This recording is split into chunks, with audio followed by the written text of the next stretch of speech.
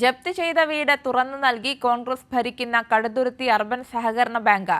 കടുതുരുത്തി സ്വദേശി ശാന്തമ്മയുടെ വീടാണ് ഹൈക്കോടതി ഉത്തരവിനെ തുടർന്ന് തുറന്നു നൽകിയത്. വീട് ജപ്തി ചെയ്തതിനെതിരെ ശാന്തമ്മയും സഹോദരി DCC അംഗവുമായ മഹിളാമണിയും ബാങ്കിന് മുന്നിൽ കുത്തിയിരുന്ന് പ്രതിഷേധിച്ചിരുന്നു.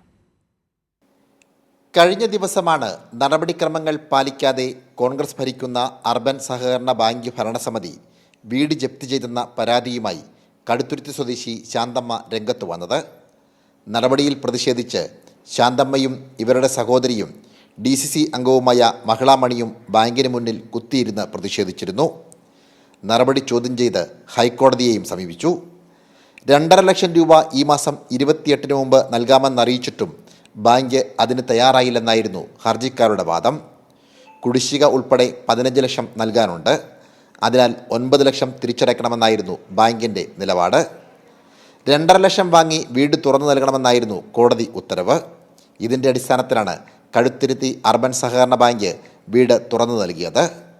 സനോജ് സുരേന്ദ്രൻ, കൈരളി ന്യൂസ്, കോട്ടയം.